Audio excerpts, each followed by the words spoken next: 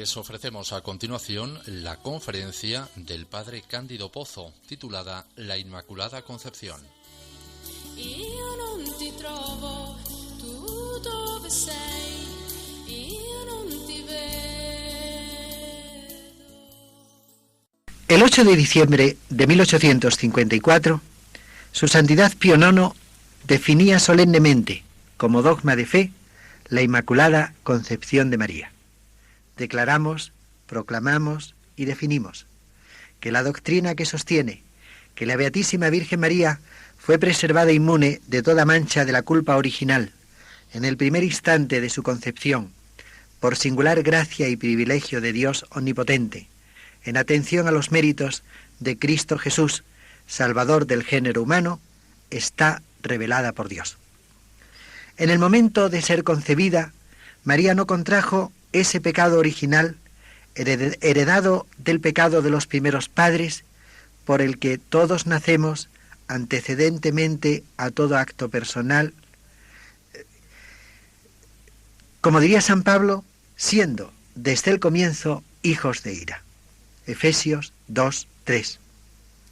La frase de San Pablo, si hubiéramos de traducirla literalmente, dice que éramos por naturaleza hijos de ira, pero phisei, en dativo, por naturaleza, no tiene en él el sentido metafísico de lo que se es esencialmente, ni de algo que afecta totalmente a nuestro ser, corrompiéndolo plenamente, como hubiera pretendido Lutero, sino simplemente tiene el sentido histórico de lo que se es desde el comienzo, en este caso, pecador e hijo de ira, desde que se comienza a existir. Precisamente San Pablo pone esta situación de pecado con el que nacemos como explicación de la facilidad con que los hombres tendemos a pecados personales. Esta situación, como hemos dicho, es herencia del pecado de Adán. Así lo afirma expresamente San Pablo. Por esto, como por un solo hombre entró el pecado en el mundo, y por el pecado la muerte, y así a todos los hombres alcanzó la muerte, porque todos pecaron. Romanos 5:12. La frase final, porque todos pecaron, no se refiere a pecados cometidos personalmente por los hombres, sino al mismo pecado de Adán en cuanto transmitido a todos sus descendientes. Es la situación enunciada en el versículo 19 por el mismo San Pablo. Por la desobediencia de un solo hombre, todos los demás quedaron hechos pecadores. El pasaje de Efesios 2:3, como insinuaba hace un momento, es importante porque establece una relación entre la situación de pecado original en que somos concebidos y nacemos y la debilidad por la que fácilmente incurrimos en pecados personales. De hecho, en este versículo, San Pablo enumera determinados vicios en los que se incurre por culpa personal y añade como explicación del fenómeno la situación de hijos de ira que teníamos desde el principio de nuestra existencia. De modo análogo, aunque inverso, el don de la inmunidad del pecado primero se dio a María en orden a una santidad suya personal perpetua, es decir, el hecho de que María, desde el primer instante de su existencia, fuera inmune de pecado original y por tanto llena y infundida por la gracia, es el comienzo de un plan de santidad total en ella, que Dios va a ir desarrollando y al cual María va a ir respondiendo generosamente. He tenido interés en recordar la doctrina sobre el pecado original para tomar conciencia del estado de pecado en que nacemos.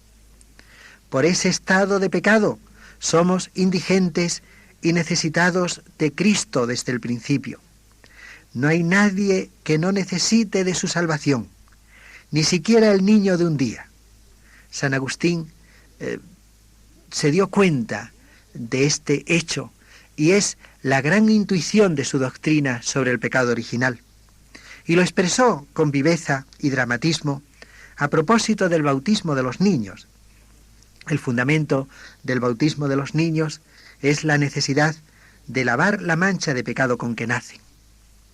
En uno de sus sermones dice San Agustín: llamarán su nombre Jesús. ¿Por qué? Porque Él salvará a su pueblo. ¿De qué? De sus pecados. Ahora pregunto de un niño. Es llevado a la iglesia para hacerlo cristiano, para bautizarlo, supongo, que para que esté en el pueblo de Jesús. ¿De qué Jesús? El que salva a su pueblo de sus pecados. Si no tiene algo que sea salvado en él, que lo quiten de aquí. ¿Por qué no decimos a las madres: quitad de aquí a esos niños? Pues Jesús es Salvador. Si estos no tienen algo que en ellos sea salvado, quitadlos de aquí. Todas estas consideraciones sobre la universalidad del pecado original y sobre la indigencia y necesidad de Cristo como Salvador en que el pecado original nos coloca, hacen comprender que la Inmaculada Concepción constituye, como decía Pío IX, una singular gracia y privilegio. Que un estado descrito por San Pablo como universal, Romanos 5, versículos 12 y 19, tenga una excepción por privilegio de Dios, no representa un grave problema teológico. El milagro y la exclusión de una ley universal siempre es posible para Dios. Acomodando a María un pasaje deuterocanónico del libro de Esther, capítulo 15, versículo 13, dentro de los suplementos griegos al libro de Esther, que bíblicamente no se refiere a María, ciertas reflexiones en el siglo XVI sobre la Inmaculada se complacían en repetir: no morirás, porque nuestro edicto es para el común de la gente. En este pasaje es el rey Asuero el que se dirige a Esther y le dice que a ella no se aplica lo que es decreto de suyo universal, porque su edicto, el edicto del rey, es para el común de la gente. Un problema teológico incomparablemente más grave se planteó por el hecho de que la inmunidad de María de toda mancha de pecado original podía suscitar la impresión de que María no había necesitado la salvación de Cristo, en cuya universalidad absoluta tanto insistió San Agustín.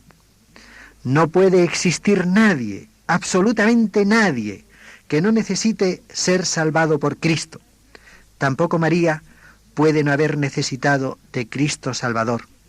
Pero afirmar que María estuvo exenta de todo pecado, incluso del original, no daría la impresión de sustraerla así de la necesidad de ser salvada por Cristo. De hecho, esta dificultad retardó grandemente que la doctrina de la Inmaculada Concepción de María fuera aceptada por todos los teólogos católicos, aunque el pueblo cristiano, con su sentido de la fe, percibió pronto esta verdad y la incompatibilidad de María con cualquier mancha de pecado, incluso con la del pecado original.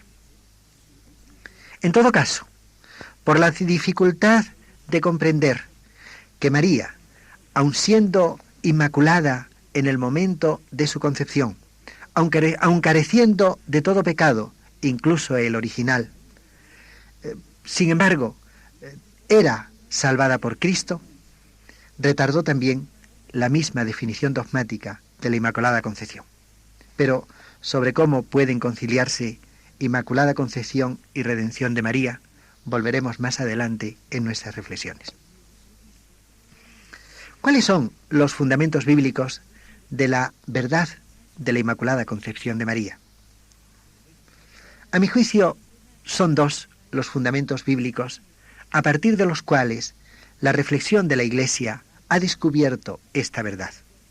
El primero lo hallamos en el Antiguo Testamento, concretamente en el pasaje clásico que suele llamarse protoevangelio y que se encuentra en el capítulo 3 del libro del Génesis, versículo 15. Ya hemos explicado que allí en un plano profundo se habla de María. Ahora bien, Dios pone entonces una enemistad entre María y el demonio que en la construcción del versículo está colocada al mismo nivel que la enemistad que Jesús mismo, el descendiente de la mujer, va a tener con el demonio. Pero las enemistades de Cristo con el demonio fueron totales. Si las enemistades de María han de concebirse de modo paralelo, habrá que decir, como dijo Pío IX, que Cristo y María tuvieron las mismísimas enemistades contra el diablo.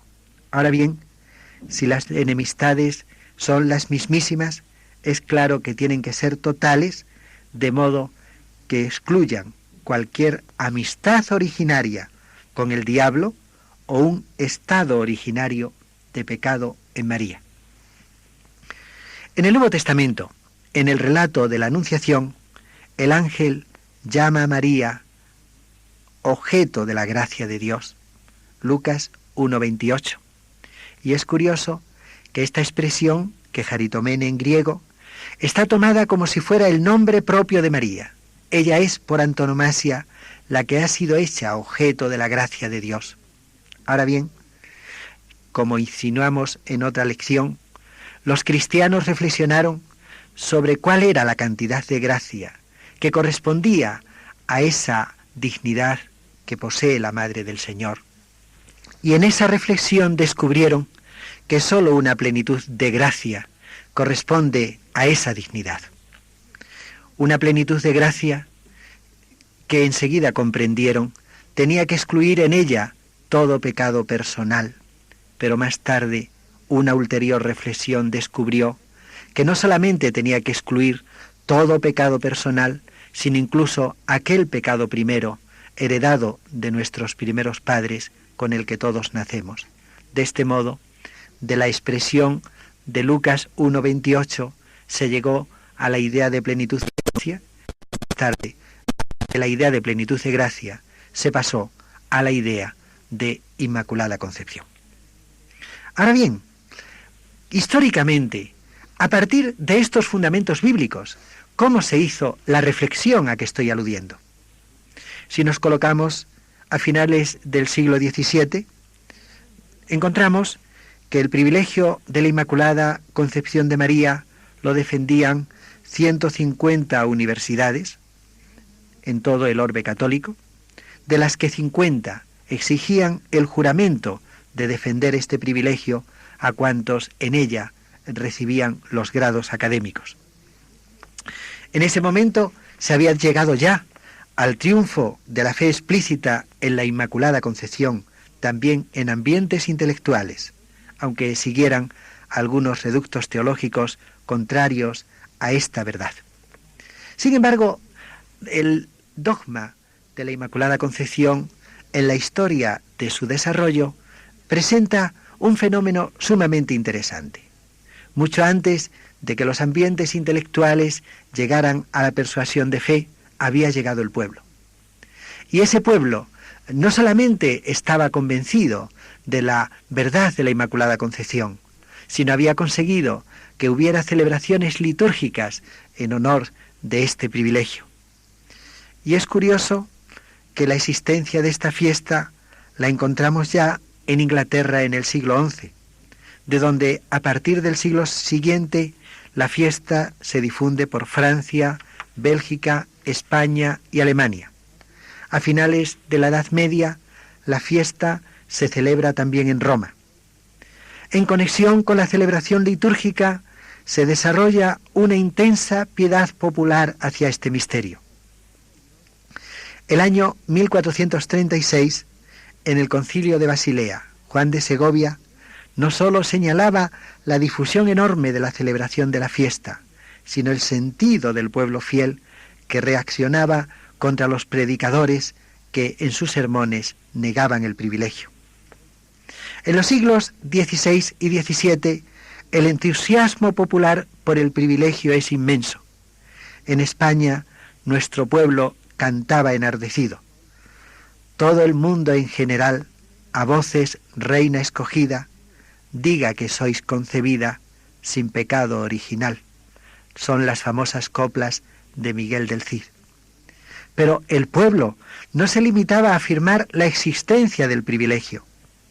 A nivel popular se había asimilado el argumento que esbozó por vez primera Eazmero, el compañero, amigo, secretario y biógrafo de San Anselmo de Canterbury.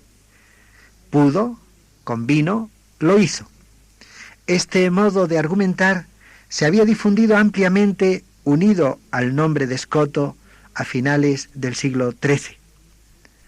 Nuestro pueblo lo expresaba cantándolo así: quiso y no pudo, no es Dios. Pudo y no quiso, no es hijo. Digan, pues, que pudo y quiso. La asimilación de este argumento por el pueblo se explica fácilmente, ya que, prescindiendo de matizaciones técnicas, expresa la gran intuición que el pueblo tuvo en su sentido de fe. Dios no pudo permitir que su madre estuviera manchada en ningún instante de su existencia. Mientras el pueblo gozaba y desarrollaba estas sus intuiciones fundamentales y profundas, en determinados ambientes teológicos existían reticencias frente a la verdad de la Inmaculada Concepción. El mismo Santo Tomás de Aquino no llegó a admitir el privilegio de la Inmaculada, impresionado por el temor de que su aceptación hubiera establecido una excepción en la universalidad absoluta que todos los hombres tienen de ser salvados por Cristo.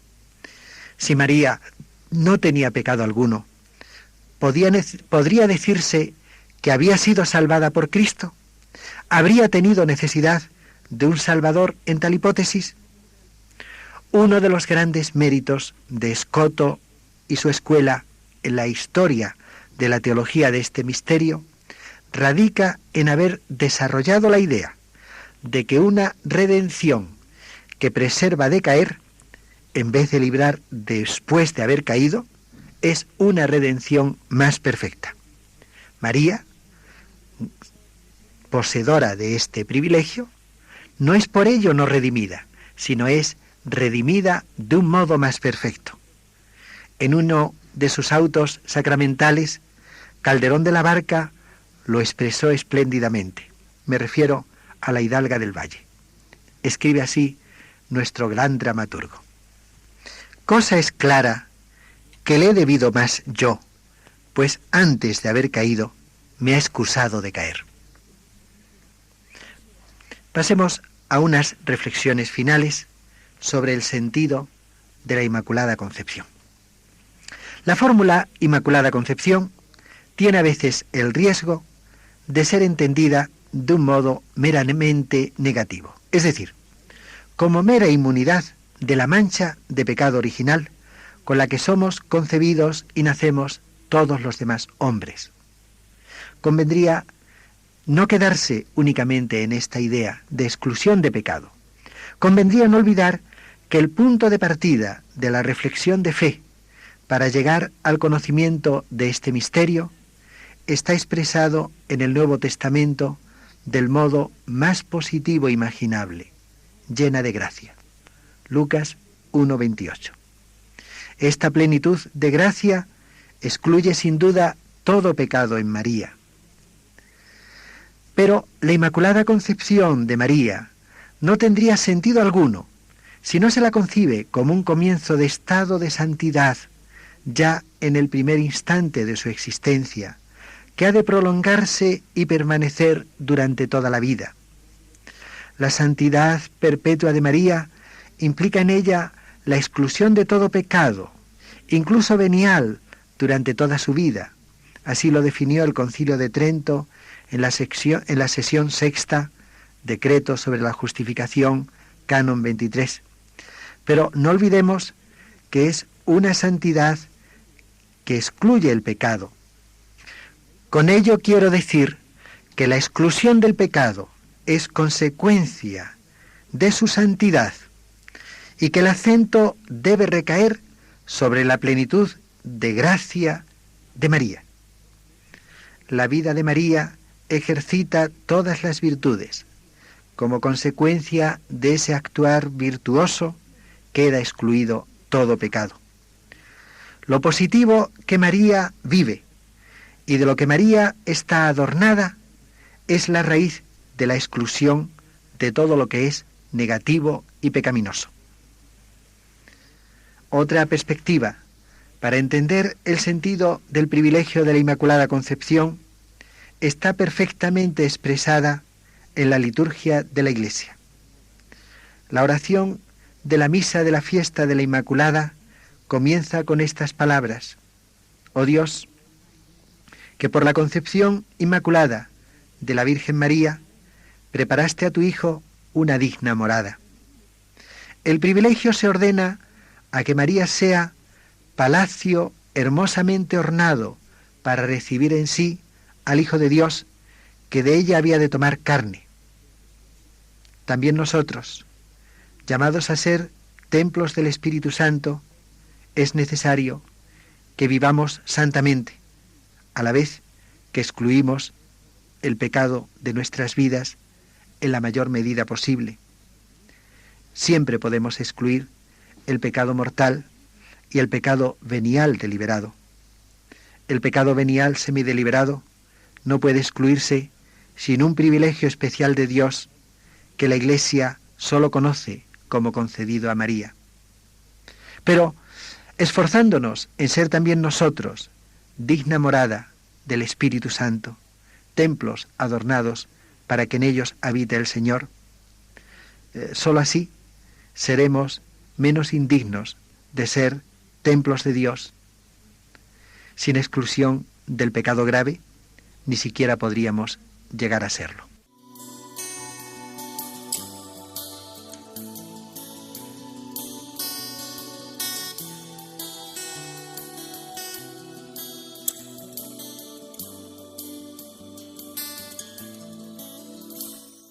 Acaban de escuchar esta breve conferencia titulada La Inmaculada Concepción, a cargo del padre Cándido Pozo. Rapido a ti.